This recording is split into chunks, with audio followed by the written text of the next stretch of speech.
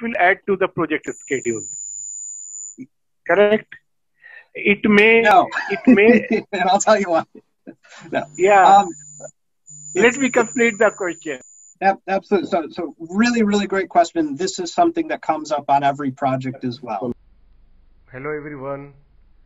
Welcome to the video recording part 4 of online Zoom session by project professional on project transformation, value improvement with Joe Essenburg from Stroud International, Calgary, Canada.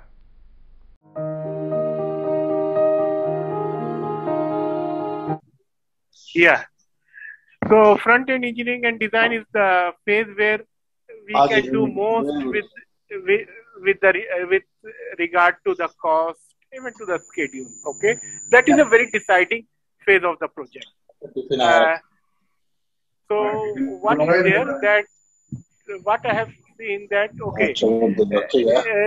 they have the audit with regard to the contract schedule. Can everyone please mute the mic? Yeah. So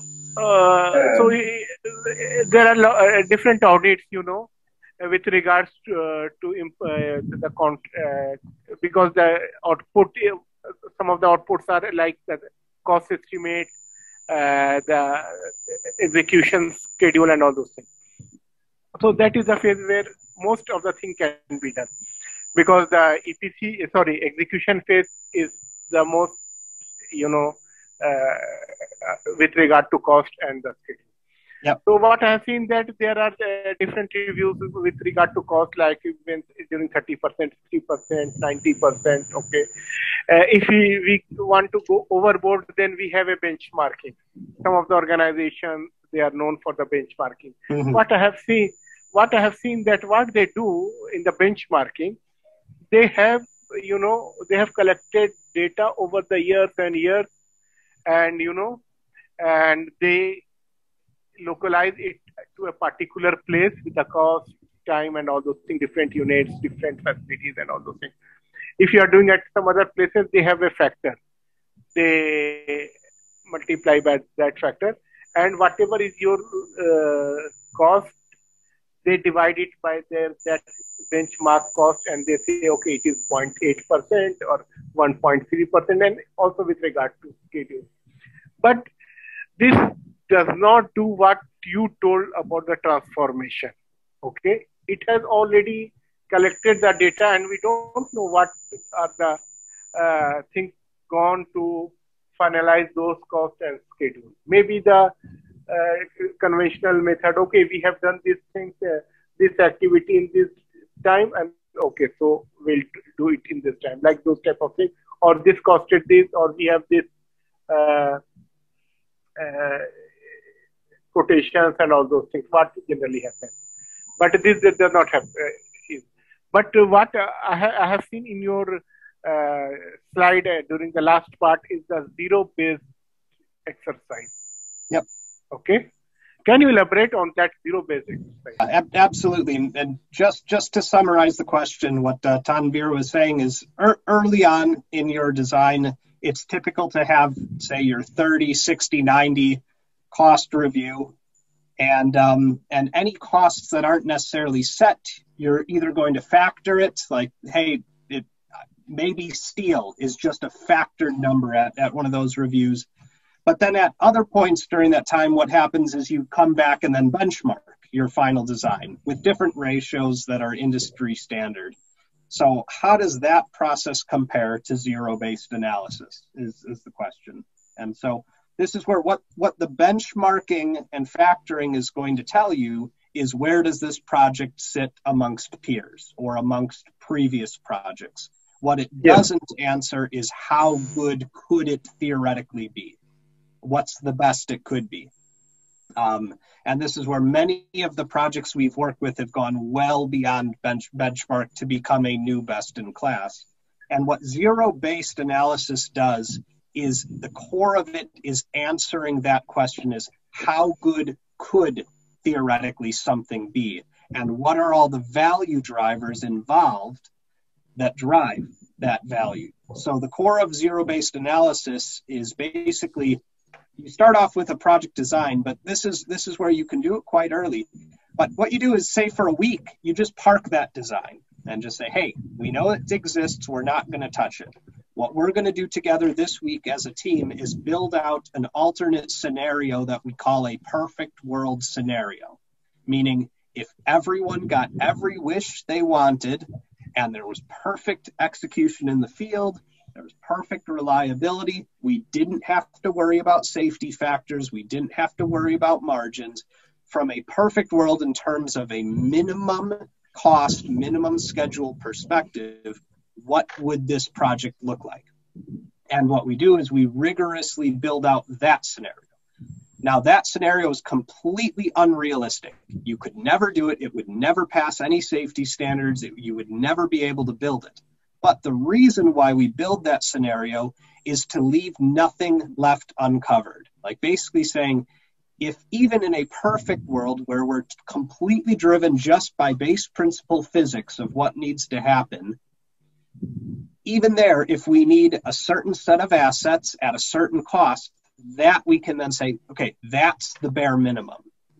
And then what we do is we compare that scenario back to the existing design, and that's what populates the opportunities. So rather than taking an existing design and trying to brainstorm, what can we do to this? Where is it fat? Where do the benchmarks say it's not quite as competitive as we'd like it to be?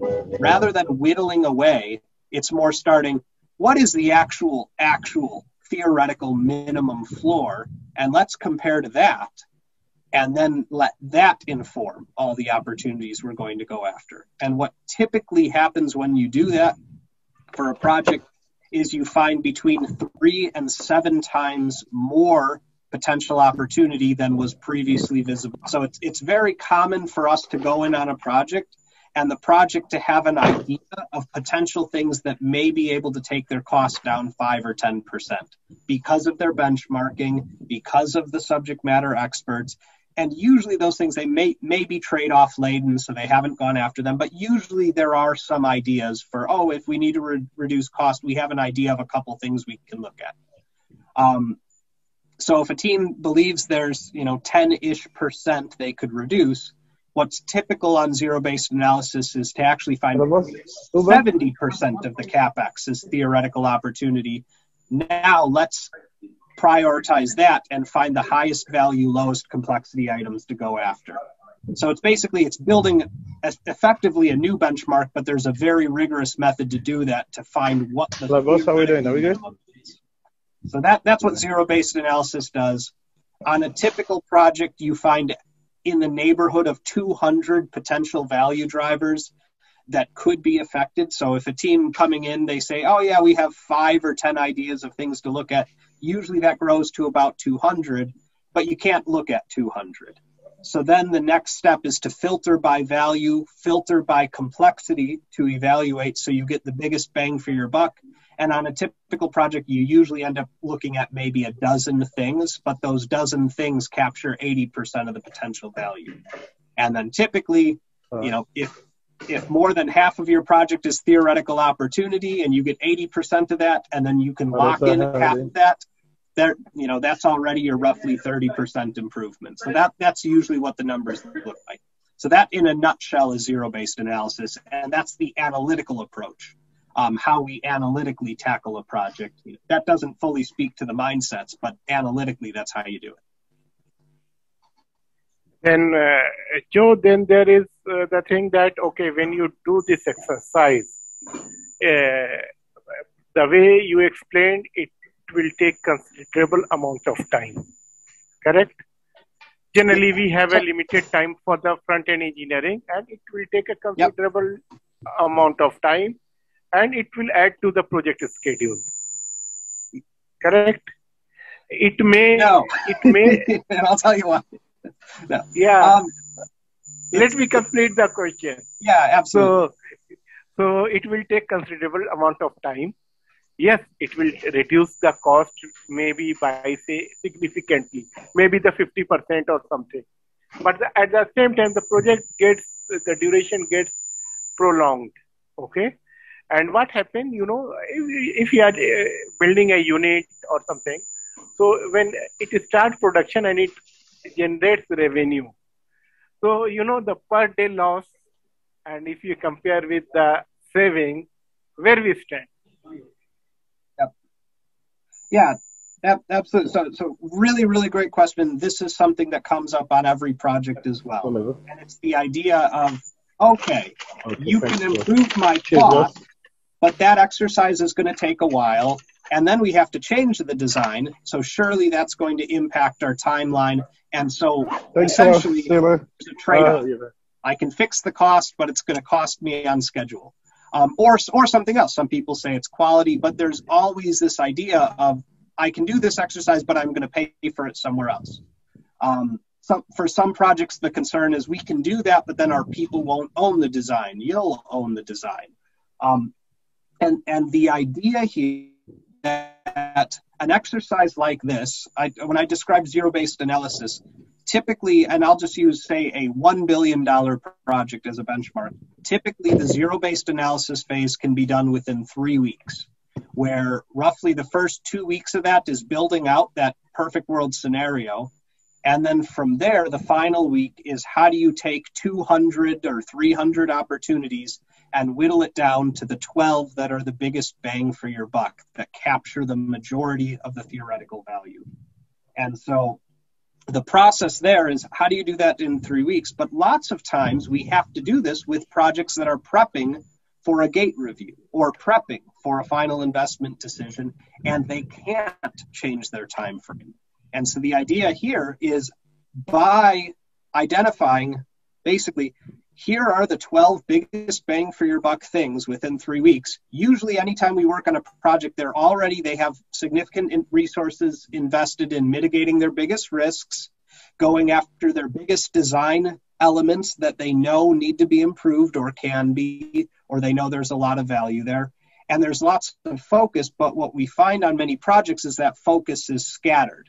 And so the team actually isn't working in the most efficient manner. You might have one discipline believing, I have an example I use in some workshops from a project where one engineering discipline's number one priority for improving the design was another engineering discipline's number 17 priority. And so that's an example where it didn't matter how much the first engineering discipline progressed it, that it was going to get held up anyway, because the other engineering discipline was never going to get to it before the gate review. And so that's an example where you just had teams not working in the most efficient manner. But if you can do an exercise like this that says, hey, across the entire project, there are 12 things we have to nail, and here exactly are what they are, here's who's involved, and we have the next couple months to do it. What you then do is you have a much more efficient process for driving value and finalizing the key design decisions that actually, that's the idea is, hey, if I do this exercise, it's added work, isn't it? Because I have to do the design anyway, now I have to do this exercise. And we work to bust that trade-off. We're saying it's not added work. It's a more efficient way to do your work that drives value in the decisions. Like, the decisions are going to need to be made anyway, but is there a more valuable way to do it that can actually be done quicker? And so that's because working with project teams, I can't imagine a time where we've had the luxury where they say, oh yeah, actually we're fine, we can bump the schedule out 6 months, no worries, go do the exercise, we've got time. I've never heard that. I've only ever heard, we can't affect the timeline, and we can't take a bunch of people's time. And that's what we say is, we're going to help them use their time much more efficiently. And so that's the idea of a power of an exercise like this. And typically, when the exercise I used with the well pads, that was a 10-week exercise, where it was 2.5 weeks to do the zero-based analysis on that one. And then you had 7.5 weeks to lock in the top opportunities. And on that project, they had 11 things. In the examples, I went after 5 of them, but there were 11 big value drivers on that one. And in 7.5 weeks, when everyone's aligned and marching in the same direction, it's doable. Even redefining the technical standard on the road widths. If you have 7.5 weeks and everyone's aligned to do it, you can do that in 7.5 weeks. You can find a new standard and you can get the design updated. The other big concept is anytime you're improving a design, typically you're simplifying it and removing complexity. And so that's the idea is if you have a baseline design that was $1 billion and you improved it to 700 million,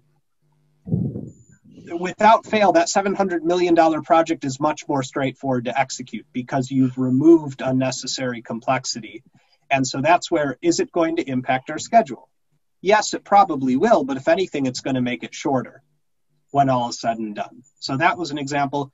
Each well pad initially had a 6-month time frame for execution, and where these were being executed, there were weather concerns. You could only do it during the summer.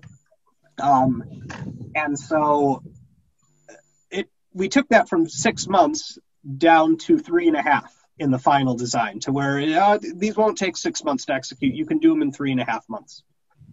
So because the design was so simplified, but it still met everything they needed. So that's a great question, and it does come up. But that's part of the beauty of an approach like this.